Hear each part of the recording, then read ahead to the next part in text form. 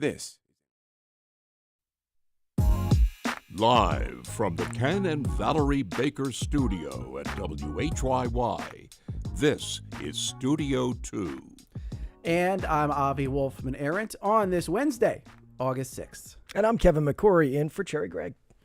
All right, Kevin, let's do a little rewind to start the show today. Sure. On this day, 1787, delegates here in Philadelphia begin to debate the first draft of the U.S. Constitution. Okay. Now, that Constitution lays out Congress, what it should look like, the whole census thing. They foresaw the need to put that in the Constitution.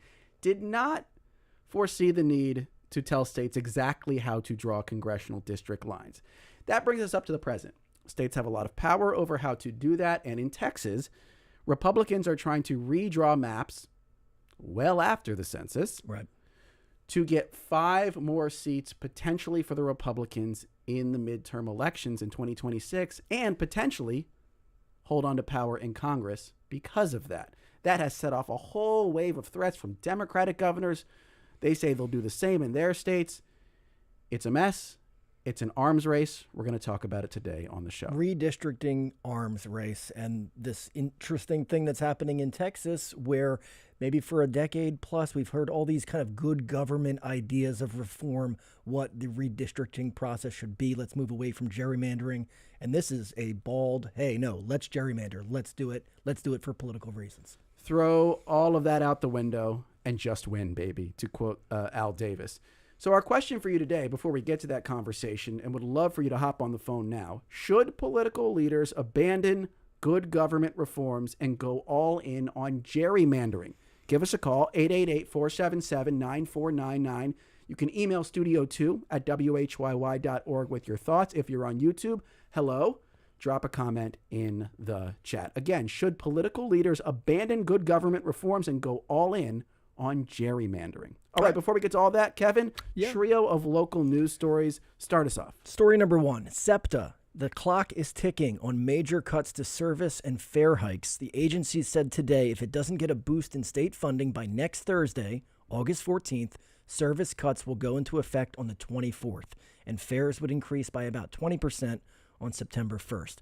Here is SEPTA General Manager Scott Sauer at a press conference this morning. We want to preserve service as much as possible. The issue now becomes timing. The timing of a resolution and then the amount of whatever the funding is determined to be will determine how much or how quickly we can put the service back. So what exactly are we talking about here, Avi? 32 bus routes that would be eliminated, 16 others shortened, along with reductions in the frequency of buses, trolleys, subways, regional rail. Midday frequency on regional rail drops to 2 hours of a wait between trains. Wow, 2 hours between every train. Between trains in the midday. And the context here, of course, is most of SEPTA's money comes from state government. State government has been skeptical of providing more money. It already gives SEPTA $1 billion. SEPTA has this $200 million plus shortfall in its budget. It's saying we need more money from the state.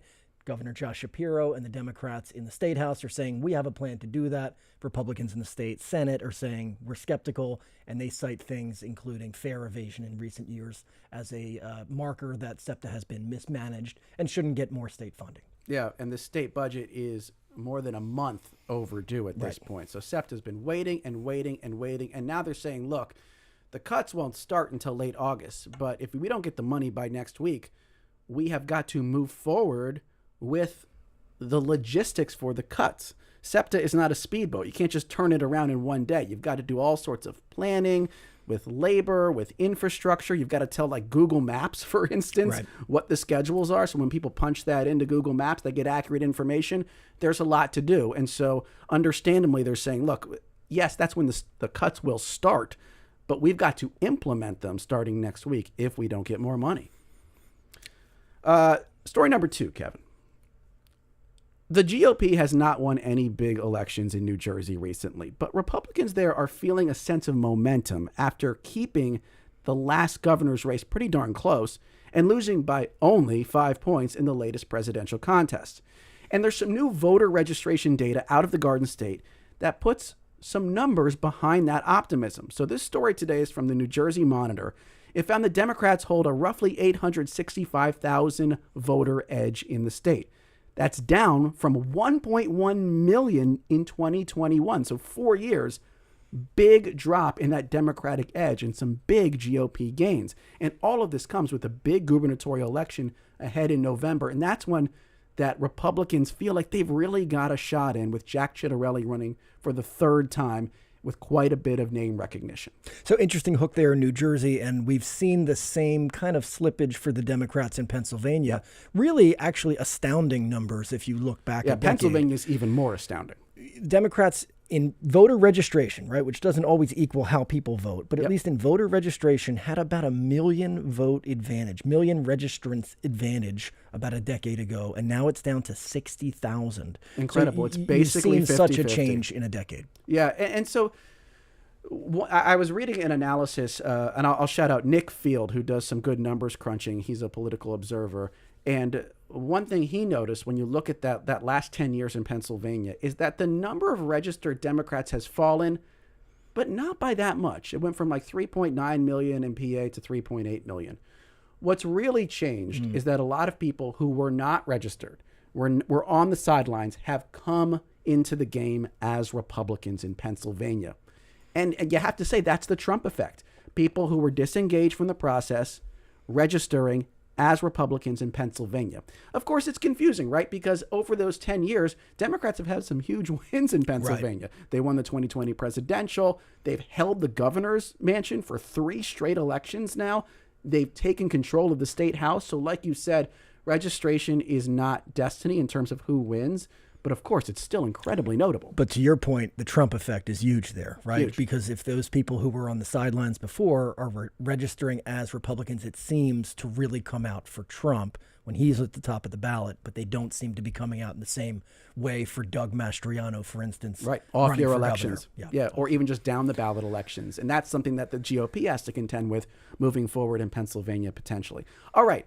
Story number 3. We're mixing it up a little bit here, Kevin. What's going on? Well, consider this the soft rollout of a new segment called Arbitrator Avi. Ooh, I like that. I feel wise already. Wow. I need a ruling from you on this situation I found myself in last night. So I went to the Wilco show at the Met with my wife and a couple of our best friends. Okay. We don't get to see them all the time, so it was like a big deal for us. Okay. And our seats are in the upper level near the balcony. Now, 99% of the people in this section are sitting, except there's one couple a few rows ahead of us who has decided to stand.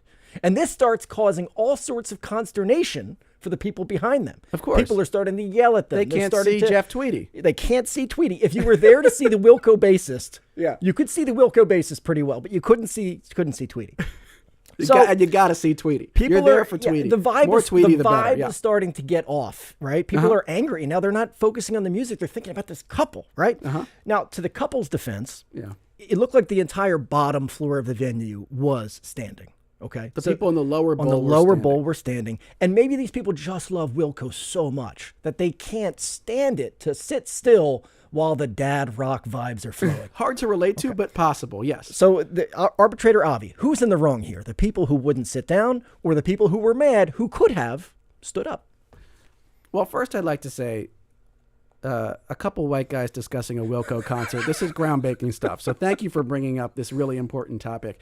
I need a little bit more information. So the whole venue is seated, right, including the first level? Yeah, I mean, at the very front near the stage, I think there's a pit where that's standing only. Yeah. But people were standing in their seats, in the seated area on the front level. I don't even get that. Why are they doing that? What is? I mean, you're at a Wilco concert, right? Isn't the whole point to sort of stare at the ceiling and ponder the infinite? I mean, you can bop a little bit. You can bop a little bit. There's some bops. So I become at this from this perspective of who's playing. I don't think Wilco is super dancey. So I would think that the standard would be to sit down. I don't go to a lot of concerts, disclaimer, but I would think the standard would be to sit down, especially so on the second level. Yeah. I think if everyone else is seated and you two are the only people standing, you've got to take the cue. You've got to go with the group. The social contract has spoken, right? You must sit. Okay, so if it's George Clinton and Parliament Funkadelic, everybody's standing. And totally different vibe, totally different etiquette. It's Wilco. It's sort of jingly jangly, right? Of course. So people were dancing to it? They were kind of swaying. So that you could sway in your seat. Here's the you other could definitely thing. Sway there in was your an seat. intermission in the middle of the show. Yeah. And then at the rest of the show, the second half, that couple was sitting. They had felt the pressure so much that they sat. And here's what I'm going to say. They had standing capital that they wasted at the beginning of the show that they didn't have They didn't at play the it end right. of the show. They did not play it They did right. not play their cards right. Well, I'm glad we got to discuss that really important topic. It's the politics of concert going. Today on the show, we're going to talk about the politics of gerrymandering, which seems to be getting out of control all across the country. We want your thoughts. 888-477-9499. Email studio2@whyy.org. We'll be right back on Studio 2.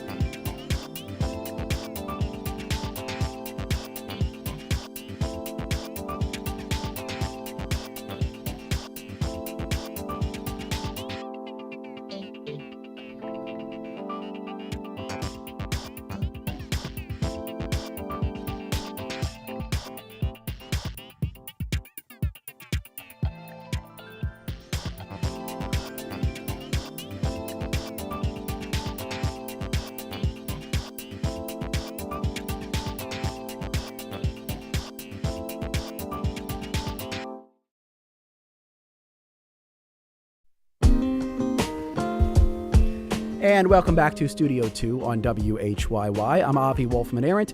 Cherry Greg is off today. It's not like there's a line between the good people and the bad people. It's not like you're one or the other. That line, about lines, comes from the movie Lone Star, set in, of course, Texas. And moral ambiguity seems to be the prevailing mood right now in politics. Urged on by President Trump, Texas Republicans want to take a rare step, redrawing congressional lines well after the census to swing as many as 5 House seats in their direction. To prevent that from happening, Texas Democrats fled the state. Each side now accuses the other of not playing fair. Meanwhile, Democrats across the country are responding to the Texas gambit with vows to further gerrymander their own states, tit for tat.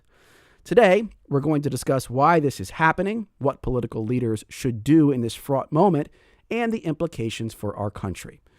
Our guests are David Daley, a senior fellow at Fair Vote and the author of the book Rat Bleeped, Why Your Vote Doesn't Count. David, welcome to Studio 2. Thanks for having me. And I hope you don't mind me lightly editing the name of your book. We also have with us John Fortier, senior fellow at the American Enterprise Institute. John, great to have you. Thanks for having me too.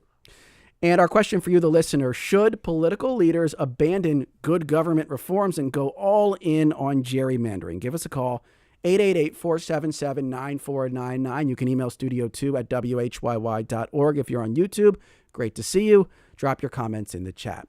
John, I want to start with you. A lot of people are probably confused simply by the fact that Texas can do this, that they can just redraw the lines. So in a state like Texas, can you redraw the lines whenever you want? You absolutely can. We have a long history, really going back even to the 1790s when our parties were emerging, of states being controlled by one party and trying to draw the lines or change the electoral system to affect the outcome of the next election. Now, we do have sometimes states have their own restrictions, which are either easier or harder to get around. And we do have sometimes court versus legislative initiated redistrictings or mid-decade redistrictings, which have been very common. So it's not something that hasn't happened before.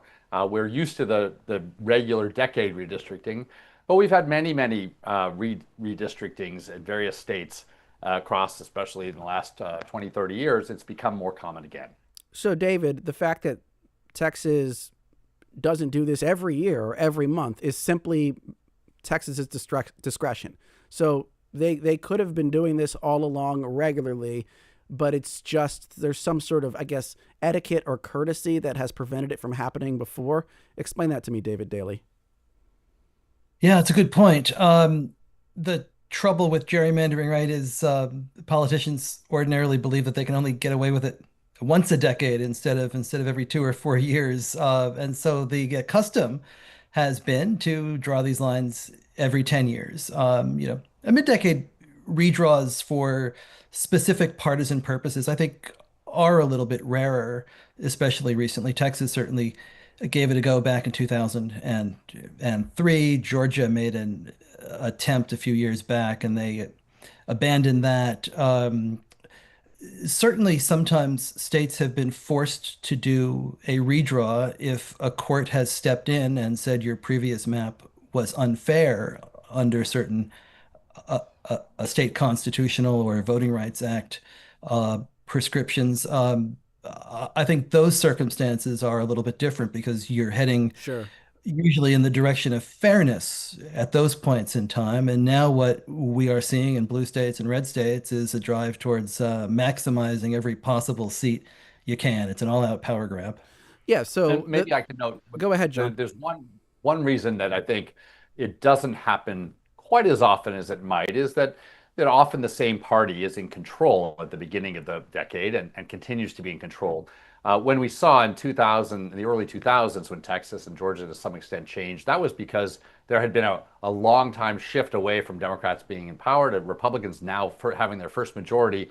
We don't have that in this case, but I think two things we do have in Texas. One, the president is obviously asking for help from the states because he's worried about a narrow majority in the House losing in a midterm election. But also, the Republicans have done incredibly well in the last couple of elections, especially in the last presidential election, especially among Hispanic voters, generally increasing their margins in Texas. And they think they might just be in a different position now where they can draw safer seats. Sometimes that backfires on you. Yep. But it is the case that they see themselves as in a different place, even though they were in the majority at the beginning of the district. They now have a more secure state, they believe, and ability to draw districts more favorable to themselves. Yeah, so historically you're constrained by two things. One, potential political blowback for messing with the lines. The other is that once you've gerrymandered, there isn't often that much more to gerrymander. But Texas seems to be an exception at this particular moment. You did mention, though, John, the possibility that this backfires. So what does the backfire scenario look like for the Texas GOP?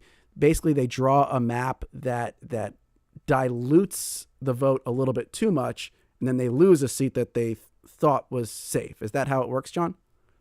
Yeah, I think there are a couple of ways. The main way is, especially if you're looking ahead at a whole decade or several election cycles, that maybe you have a good sense of where you are now, but then a wave election comes and the other elections, and then all of a sudden these moderately safe people you created on your own side are unsafe, and then they lose those elections. But the other factor I would note that often makes it difficult, and I think you're seeing that in some of the discourse over some of the states, is that the individual incumbents, even Republican members of the Texas legislature or Maryland members of the Democratic Congress like their districts. They don't necessarily want to change. They don't want to change just for the sake of helping the party eke out a few more seats, and it might affect whether they get primaried or whether they're safe or even just whether they know their voters. And so it's not always so simple to say, hey, the party can maximize its votes. It has to deal with its own membership sometimes in ways that can backfire. Yeah, this is a fraud issue even within the back rooms of the parties. I want to play this clip now as we transition into talking about how Democrats could or should or may respond to whatever's going on in Texas. This is Beto O'Rourke, who has unsuccessfully run for office in Texas, but is a leading Democratic figure there, talking about how other states should respond to what Texas is doing. Some fiery language here, a little warning for you. Here's Beto O'Rourke. This doesn't just affect the people of Texas, it affects every single one of the 330 million Americans wherever we live. Those states that have the power to do so, they're led by Democrats right now, must also redistrict to add Democratic advantage in California, where we can pick up some seats. And I know that there are some of you old school Democrats, and I used to be one of them, who are like, hey, wait a second, this isn't right. This isn't how it's supposed to work. Well, how it's supposed to work. We need to win political power in this country right now. We got to fight back. We got to fight fire with fire. We actually have to win political power. And Marcia emails us with much the same sentiment, although fewer curse words. Marcia says, I believe, as several Texas Dems, along with others, have stated, that we must fight fire with fire. Our days of going high do not seem to have been either effective or appreciated. We must do what we can to counter Texas gerrymandering. If we do nothing, we will lose all opportunity for representation in government, provided we still have one. Okay, David Daly, does Marcia have a point? Is it time for Democrats to get down into the mud with the Texas Republicans and strike back? A, how might they do that? And B, what will be the end game of that? I would suggest you don't fight fire with fire. I think you fight fire with water. And That is the typical way, yes. and so I think that I understand the impetus on the Democratic side to try to strike back here and to retaliate for what is happening in Texas. The margin of power in this country is very close. It's a three-seat margin in the U.S. House. We're heading into a midterm election that is extraordinarily consequential, and both sides certainly feel that way. I would suggest that Democrats simply are on the losing side of the math here. Let's That break that they down. I want to can, get into the math here because it's yeah, extremely complicated. I think Each the state has Democrats its can own fight. rules. Democrats can choose to fight fire with fire here. They can bring a gun to a gunfight or use any of the metaphors that some of the Democratic governors are talking about these days. The trouble is they're out of ammo and targets. It's not as if Democrats haven't done any gerrymandering this decade. They did a pretty good job in the states that they controlled. Their political problem is that they controlled fewer of them. And part of this is that Republicans did a better job of gerrymandering a decade earlier and still hold advantages in some of those states. But Democrats pushed their edge in Maryland. They've got a 7-1 map there. They pushed their edge in Illinois. They have a 14-3 map there. They grabbed seats in Oregon, in Nevada, in New Mexico. There's not a whole lot left out there. There's California, and I'm sure we can get into California, but that's about 4 seats. You could probably push a 43-9 map there to 47-5, 48-4, something in that ballpark before it starts to backfire on you. Republicans are not going to stop in Texas. You are going to have a new map in Ohio. The current map is only a 4-year map. You're already hearing that Missouri and Florida are going to take a look at this. Vice President Vance is in Indiana today talking to the governor there. Republicans, if they wanted to continue, could look at New Hampshire. They could look at Kentucky. From a purely strategic perspective, though, David, is the Democratic response here basically take the loss in Texas and don't escalate the conflict? Because a loss seems to be coming in Texas at some point. We don't have to get into the whole leaving the state thing and what Abbott is doing in response there, but it seems like at some point this will likely happen. So strategically, just talking strategically, not morally or ethically, is the move for Democrats here just take your loss in Texas? It might be. I mean, Democrats could go forward in California, but I think if they do, they are going to see that they are going to be drowned by mid-decade redistricting in other states that they simply can't counteract. They can't counteract it in New York until 2028. The numbers here simply do not add up for Democrats. I know that's an unsatisfactory answer to many Democrats out there who want to see that their party fight back. What we need here is a national standard. What we need is the water that a national standard would provide. We don't have that for a lot of reasons, and I'm sure we'll get into some. Yeah. The Supreme Court decision in 2019 that closed the federal courts to partisan gerrymandering cases, the Yep. inability of Democrats to uh, work through a national ban on partisan gerrymandering when they had a trifecta control. Part of that is the filibuster, but part of that is their own fault Yeah. for not breaking it off and having it be a separate bill. There's a lot of reasons why we are in this place. And I think that what we're seeing as this turns into a national firefight is that, state by state is what the solution here has to be a national one for Yeah. everybody. Well, I'm going to get into some potential solutions later and also some of the constraints on the federal courts. But first, let me bring in a caller. This is Chris from Newark, Delaware on the line. Hey, Chris, you're on Studio 2. What's your question or comment? Hi, thanks for taking my call. I just wanted to point out the irony that the census, the reason that you had redistricting every 10 years was that's the only time the data were available after each census. And then for the 1990 census, the Census Bureau moved to block level what became GIS computer mapping, which then became very easy to gerrymander. And I did some of that in the 90s. And then survey data is now routinely available almost every year, the American Community Survey. But the original intent back in 1980 in the computer mapping was to enforce the Voting Rights Act and to provide data. So a that reform effort minorities- that you think has sort of backfired in a way, Chris. Yeah, Yeah. it's just completely flipped over. Well, I actually want to get into that idea. Thanks for that call, Chris, about reform efforts backfiring, because one of the ironies in all this is that there were redistricting reforms in some of these Republican states that are now considering further gerrymandering. So I believe Florida and Ohio. And yet it seems like the reforms just haven't held up to the political pressure against them in those states. I mean, John, can you navigate us through this? It seems like even in the states that are going forward with more gerrymandering, there are laws on the books approved by the voters to try to stop this exact thing. Why isn't it working? Well, there are a whole bunch of different measures one could think about to make gerrymandering less political. I guess I would say that, it's hard to agree on criteria. It's hard to know how to enforce those criteria. We have other things that we think are good about the voting system, the Voting Rights Act. We have considerations there. Those might be partly for the Voting Rights Act, but also might play into the politics of a state.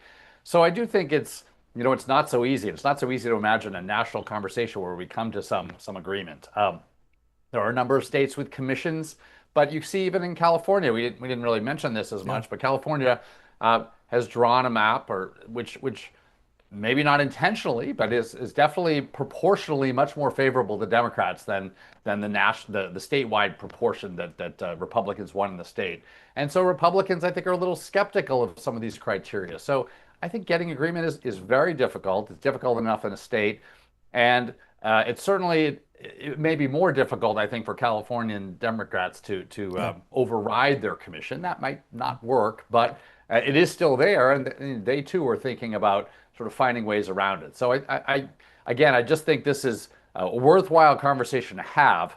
But if you're going to have it at the national level so that every state has to do the same thing, boy, it's going to be a little bit of a long slog here when we want to agree between the parties as to the criteria you'd want to put on nonpartisan redistricting. Yeah, David, I would say what Florida and Ohio did was, I would say what happened in Florida and Ohio is that Republicans steamrolled and ignored constitutional language that huge majorities of voters passed. In 2010 in Florida, what you saw was that 62% of voters passed a Fair Districts Amendment to the state constitution that banned redistricting that benefited or disadvantaged either side.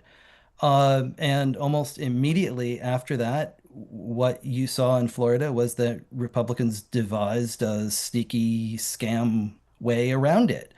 They smuggled a partisan consultant-driven maps into the system, and all of this is documented in a court case that the state Supreme Court in 2015 upended about 8 or 9 of those seats and forced a mid-decade Yeah. redraw toward fairness. And what happened in 2021, the Republican response to this was to gerrymander further, but to take over the state Supreme Court in such a way that the new judges would allow that. So Yeah. you have a much more gerrymandered map in Florida now than you had previously, but So you've got a different state Supreme Court that will not uphold the, what 62% of Floridians, Democrats, well, let me Republicans, ask and you then, David, independents. on that point though, because you said in this particular moment you don't think Democrats should fight fire with fire because they don't have the firepower to do it. The broader question is whether they should copy those tactics in Florida that you laid out. So you can pack a state Supreme Court to get a favorable ruling about some past amendment to the Constitution. There's all sorts of ways you can go about this.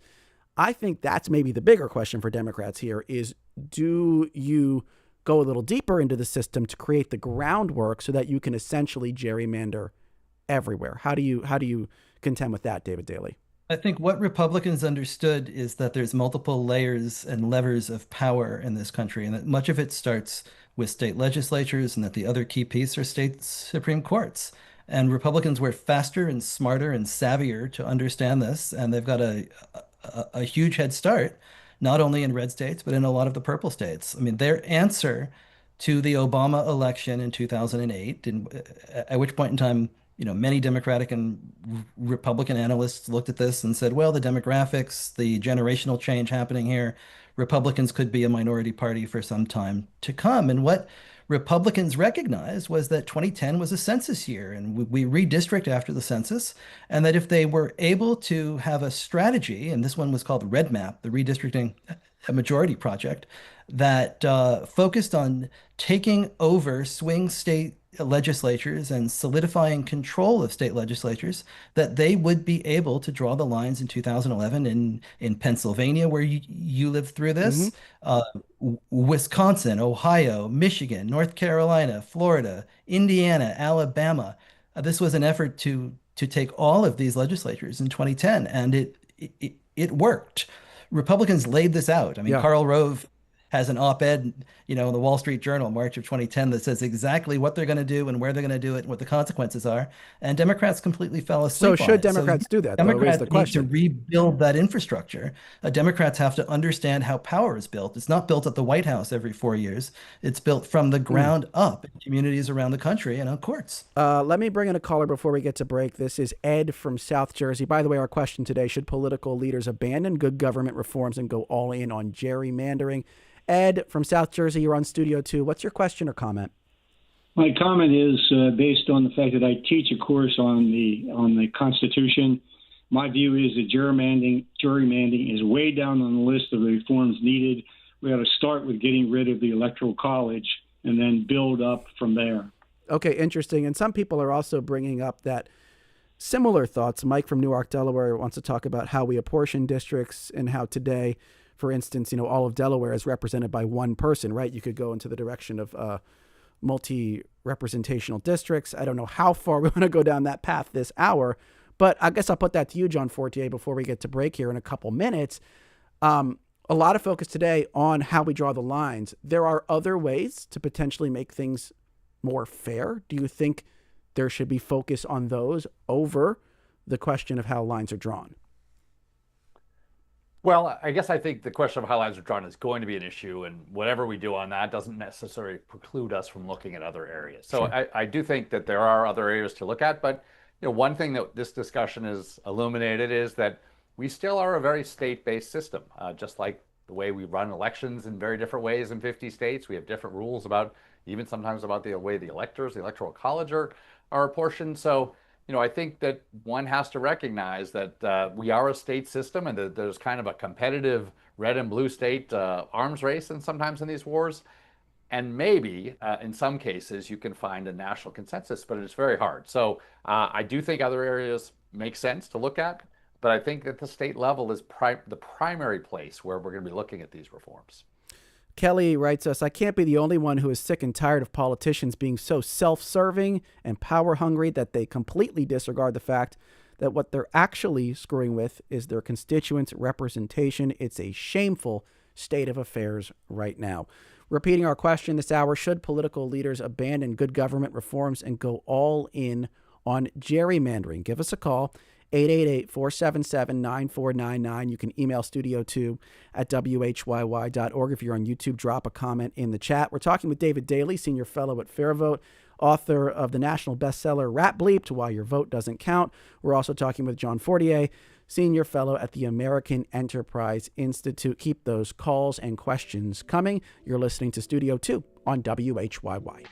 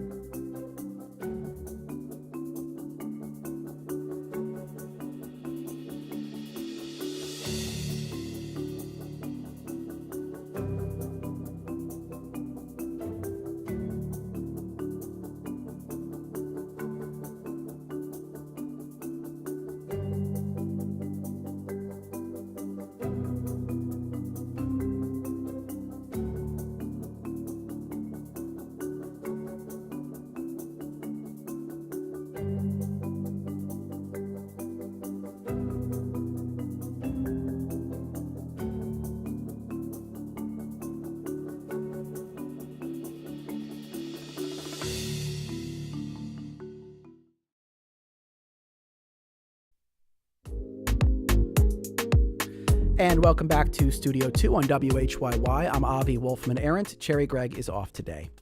We are talking about the GOP effort in Texas to redraw congressional district lines mid-cycle and how it may have ignited a redistricting arms race, with Democratic governors now threatening to gerrymander their state's congressional maps.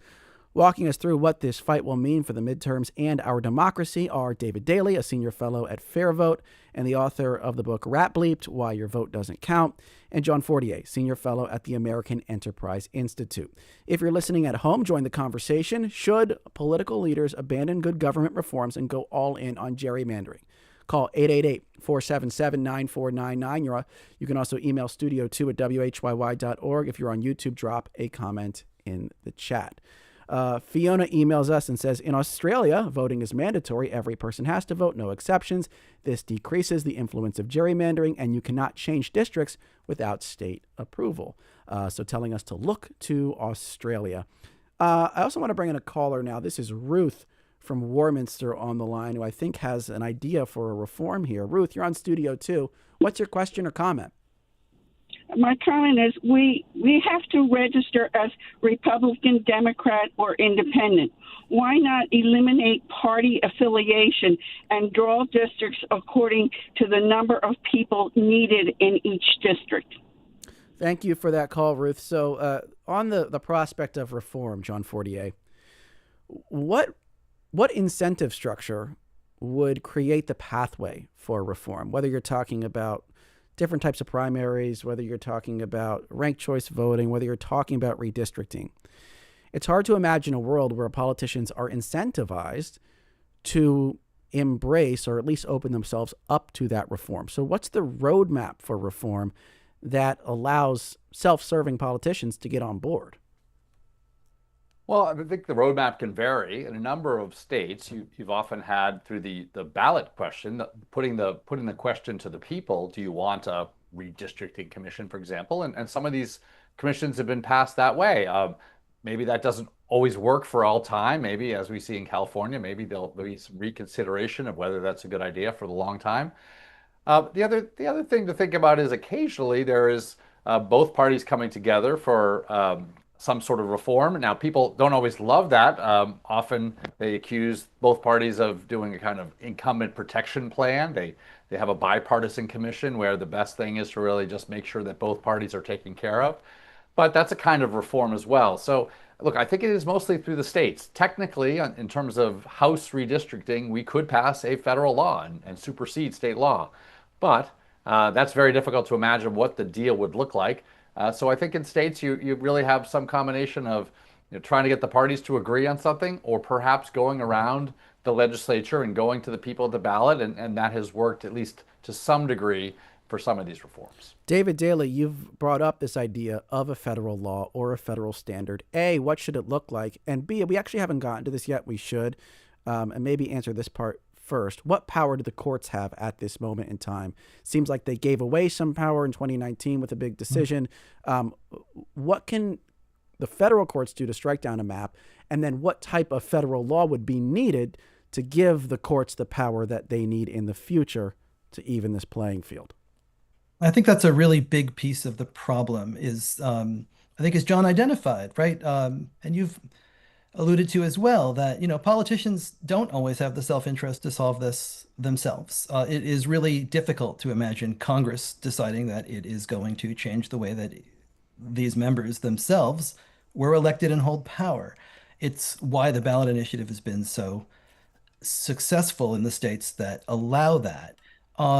What the courts did in 2019 when John Roberts in a 5-4 decision effectively closed the federal courts to partisan gerrymandering claims, I think is a real reason why we are in this unfortunate place today, because that decision came at a time when federal judges around the country, appointed by Democratic and Republican presidents alike, looked at extreme gerrymanders drawn by Democrats in Maryland, by Republicans in Ohio and Michigan and Wisconsin and North Carolina, and said, we have all the tools we need to decide when these gerrymanders have gone too far. There's all kinds of different evidence we can evaluate. The statistical tools, the computer models, the eyewitness testimony. We can treat this like any other trial, and we can show when this has gone too far. And the court said no. The Supreme Court said this is a political issue. The federal courts are going to stay out of it.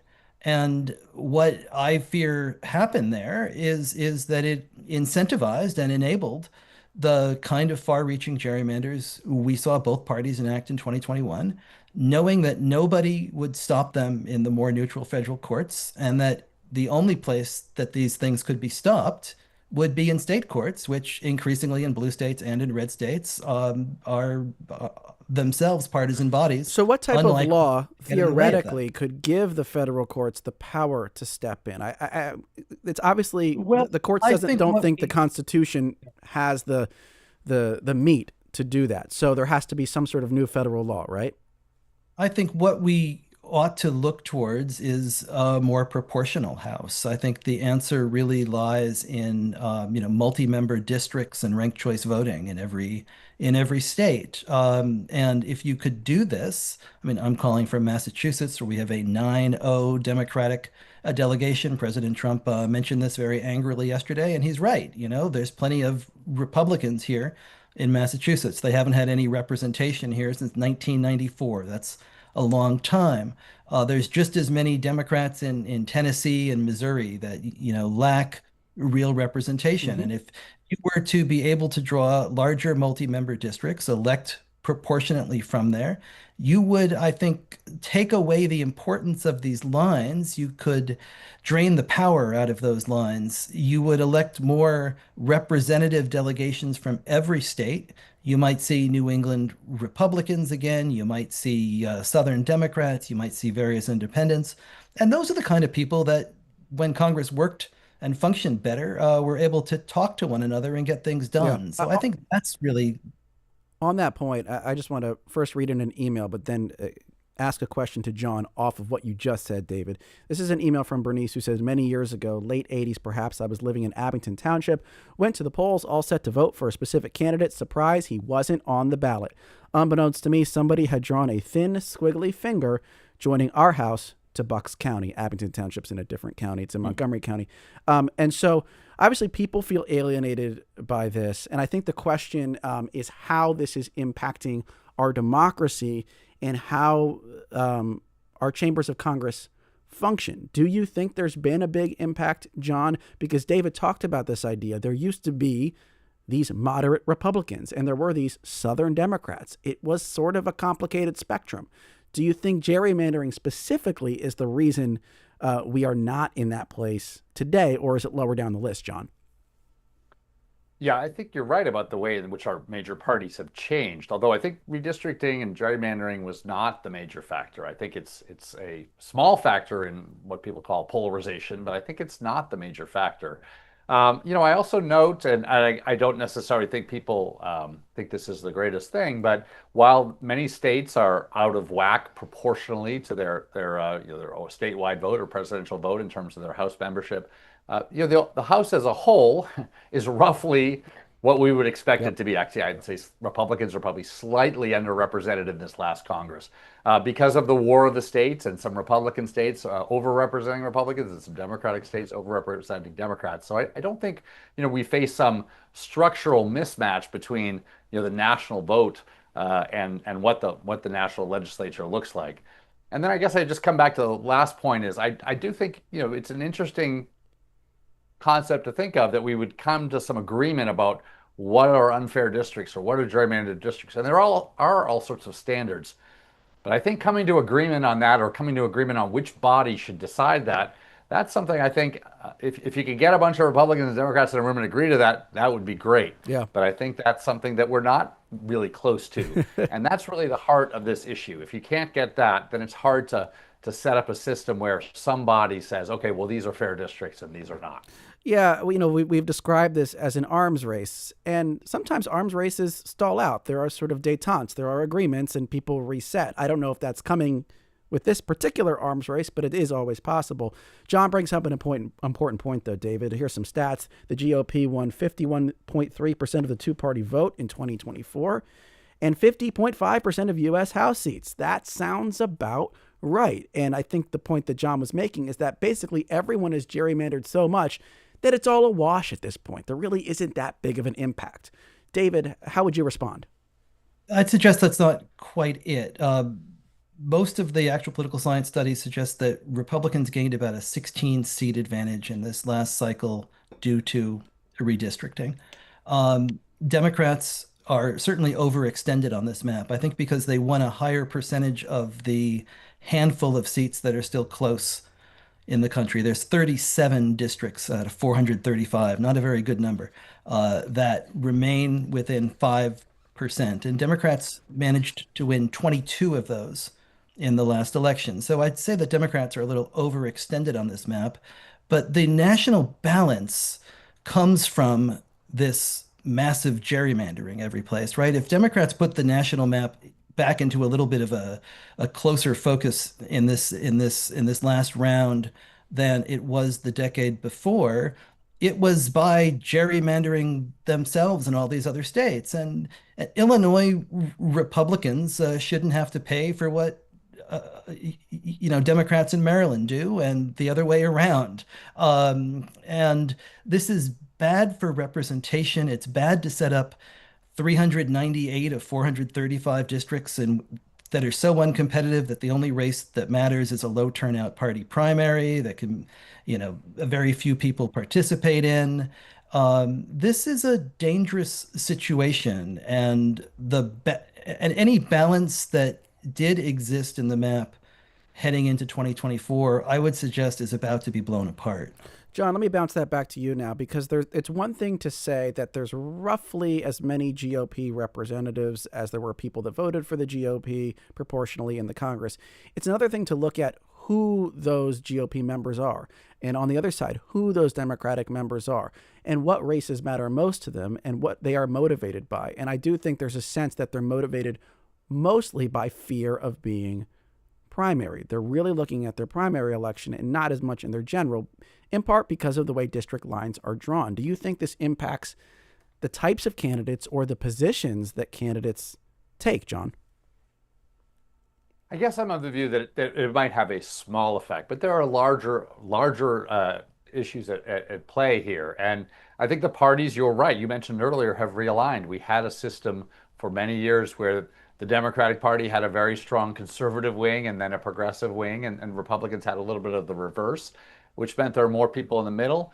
But that realignment is something that was really deeply baked into our system. It came out of the Civil War and how the South, which party the South was going to be aligned with, and the changes over time. Those are much bigger questions than how we draw the district. So while I think it's important, I think this issue of our parties being polarized left and right really comes from other things and not this. Yeah, I want to bounce that now back to you, David, because I do wonder what's the magnitude of the effect. A lot of this stuff sounds bad, and I think most people would agree that it has some effect. But, there's a lot of moving parts here. It's hard to isolate how much, gerrymandering specifically, or just voting rules in general, are responsible for our politics today. What's your take on that, David Daley? Certainly, there's a lot of moving pieces, a lot of things affecting all of this, but I would suggest that this is one of the most important. This is how we choose the member who is supposed to elect us, represent us most closely, right? I mean, John Adams talked about a house as a replica of the people in miniature, and we don't come close to that because of the way we draw these lines. We have 398 of these districts in which the only race that matters is a partisan primary. Different people get elected out of partisan primaries. I've seen it happen here in Massachusetts, right? Because the Democratic primary is the only race that matters. So you have 11 or 12 people jump into that race. Somebody can win with 21, 22% and then coast into office. They are only being elected by a fraction of the district, and then they're only accountable to a fraction of the district. And when you have nearly 400 members who are behaving that way with those political incentives, we really need to change those incentives if we want to have a Congress that is working on behalf of people. Yeah. People feel like the system is broken, that the representatives don't care about what they think. And they're right, because they don't have to. We have only about a minute left, but John, even if you don't think that this is the primary cause, that gerrymandering is the one of the primary drivers of partisanship in our politics, do you think the way that this conversation is unfolding in Texas is a symptom, or points to what's changed in our politics? And I say specifically the fact that no one in this conversation is even pretending this is about anything other than power, seizing power, and maintaining power. I feel like 20 years ago, maybe they at least tried to brush around with a little gray area in there. I don't know if that was better. But do you think the way this is playing out real quickly in 15 seconds is at least symptomatic of a problem here? Well, I do think our system is set up for this to be deeply political in the states. The states are going to reflect their own majorities and try to help themselves out in the electoral process. I hope that there are some ways in which around the edges, maybe in a national conversation or in some state conversations, we could find some ways to mitigate this. Yeah. But I'm not big on a large reform wiping this all away. That's John Fortier, Senior Fellow at the American Enterprise Institute. John, thanks for your time today. Thank you. And David Daley, Senior Fellow at Fair Vote and author of the book Rat Bleeped, Why Your Vote Doesn't Count. David, thanks so much for your time today on Studio 2. Enjoyed the conversation. A pleasure. Thank you.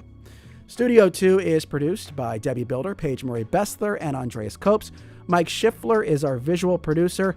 Al Banks and Tina Calicay engineered today's show. Our executive producer is Kevin McCory from Studio 2 at WHYY in Philadelphia. I'm Avi Wolfman-Arendt. With this note at the end of the program from our producer, Paige Marie Bessler, 60th anniversary of the signing of the Voting Rights Act is today. History echoing on this Wednesday in the Delaware Valley. We'll talk to you tomorrow. And coming up tomorrow, we're talking about bold steps to reimagine SEPTA. You might have heard about those looming root cuts and price hikes. You may have also heard that this is supposedly a battle between Harrisburg and SEPTA, rural versus urban areas, and of course, Democrats versus Republicans. Tomorrow we'll say, listen up, SEPTA GM Scott Sauer. How can we reinvent public transit in southeastern PA? We've got a panel of experts with us. They're going to come up with some bold ideas, and we want you to contribute your own ideas. Send them in, studio2@whyy.org. Coming up next, it's Here and Now.